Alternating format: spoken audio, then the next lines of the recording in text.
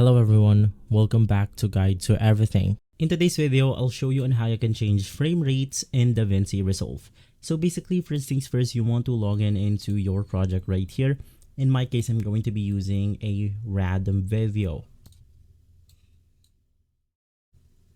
So you can just go ahead and click on the change button, and this will simply set our frame rate into a specific frame rate that was set or defaulted for our project. Now to go ahead and simply change your frame rate, you can just go ahead and navigate through your media right here.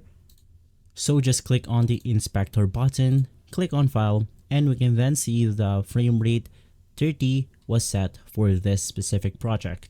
Now to go ahead and change it, you can just right click on your media pool right here, click on create new timeline using selected bin, select or uncheck the use project settings, click on format, and from here you can just change it the way you want to.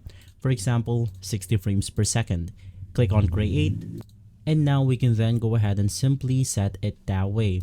Now since our project right here or our file was recorded at 30 frames per second, it will not go ahead and change. But if I imported something like a 60 frames per second video, we can then go ahead and see the frame rate right here.